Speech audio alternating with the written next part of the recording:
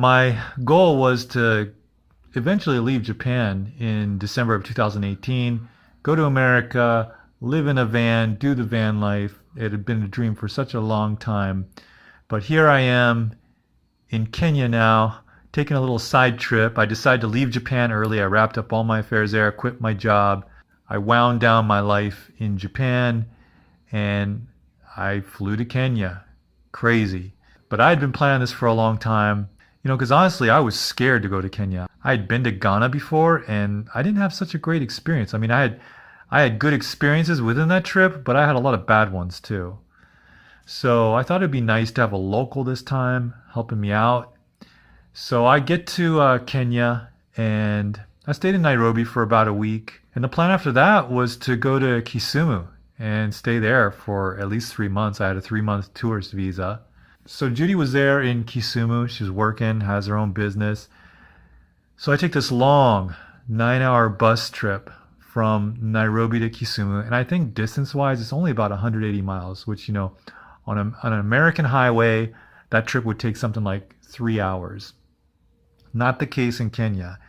You've got this narrow two-way road. There's no dedicated highway as Westerners know it. You've got this very third world road with potholes, grandpas, goats, children, cars dodging things left and right, police stops, landmines, chickens, tumbleweed, blind turns, two-way traffic on one lane, hyenas, megabuses, jalopies, vendors, push carts, food stands, hawkers, traders, pirates, police, extortionists, everything. Everything's on the road. So what could be a 3-hour trip in the West is more like a 9-hour trip in Kenya. So I finally get to my destination. I'm really, really tired, just worn out because this bus is traveling like 15 miles per hour the whole way. Stopped about 300 times. Really exhausted. Get to the place I'm going to be living for the next 3 months. And I had my own room, was renting my own room. So Judy was kind of like a host to me. And I was really tired. Just wanted to take a shower, get in bed and go to sleep. But Judy tells me we have a house girl. So a house girl, they call them house girls there in Kenya. We would call it like a maid in the West. So in America, we usually think of rich people having a maid. So in Kenya, it's more like middle class or upper middle class people having maids. They pay them between $30 and $60 a month. And you give them a room in the house and the girl cleans, cooks, does everything. It's amazing. So Judy tells me we have a house girl from Uganda and that we were going to have dinner with her. And I was just really exhausted. I didn't feel like putting in the FaceTime. I was in a bad mood. I told her I didn't want to have dinner with anybody. So she says, okay, we'll eat without the maid. So we had dinner and then I went to take a shower, but there was no hot water. So we boiled some water and just mixed that with cold water. And then I just used that to bathe in. So I'm sitting down on this stool, washing myself. I'm lathering myself up.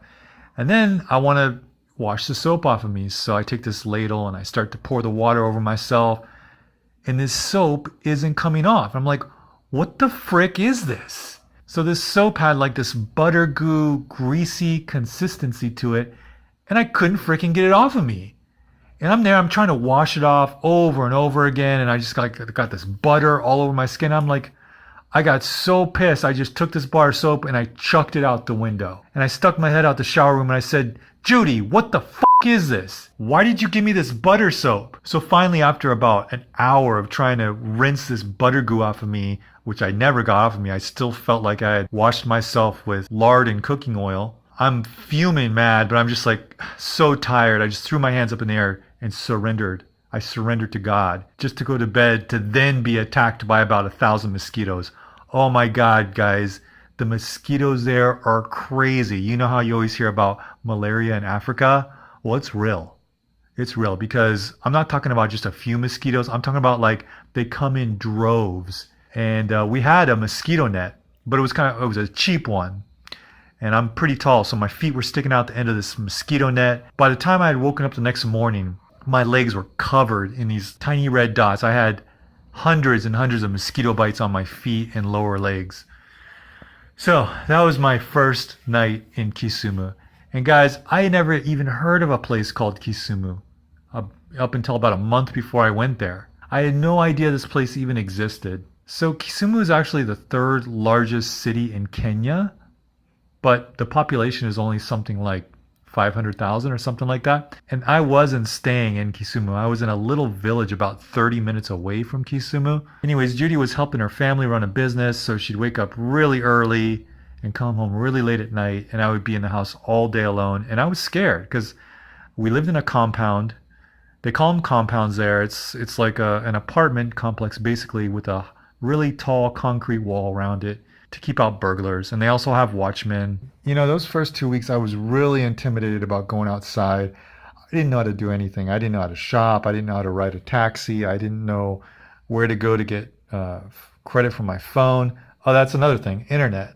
I had asked Judy. I said, "Hey, I know you're gonna be working all day, but as long as I have internet, I'm fine." Well, I got there. She didn't have anything set up. So at first, for the first 2 weeks, I had to buy. They call them bundles. I just paid I just bought little parcels of data, which is actually more expensive to do it that way than to just buy, unlimited data.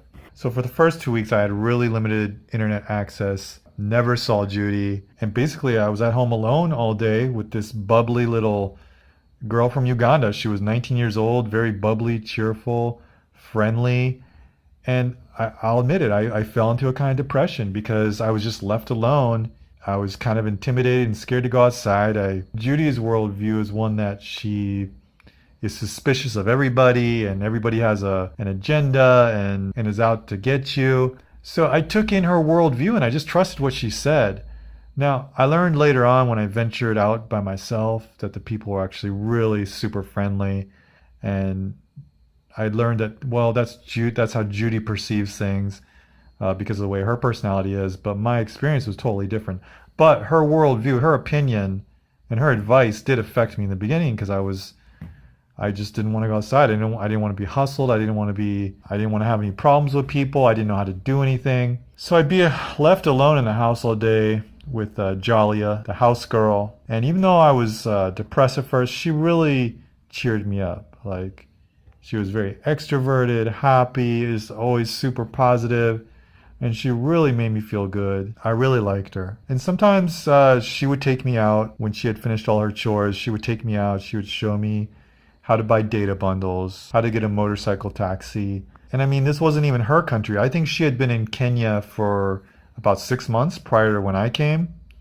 So she couldn't speak the local language there, which was Swahili. She spoke English, and then she was from Uganda, so she spoke several languages from Uganda.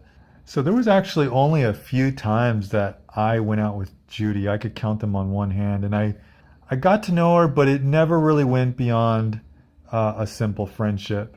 But yeah, we had a lot of fun in the evenings. If Judy was there, I would teach them English. I would teach them American English. They both spoke English, but the way Africans or the way East Africans speak English, it's comprehensible, but it's really different from the way Americans speak English. So I would teach them American English. They would teach me Swahili. It was fun. I mean, it was definitely different from a life where I was always by myself, looking at a computer screen or my smartphone. It was nice to have people to talk to. We definitely had some drama going on. I don't think I'll get into that, but there was definitely a few times some kitchen utensils went aerial and some house items were broken. But in the end, we kind of were able to work things out. And yeah, that was my first time living with two crazy African girls. My advice would be that if you're going to go to a new country where you don't know anybody, pipeline ahead of time and make as many friends as you can so that when you get to this new country, you have friends to meet up with, friends who can help you. All right, fucktards, that's all I've got for you. Ryan Boundless, peace out.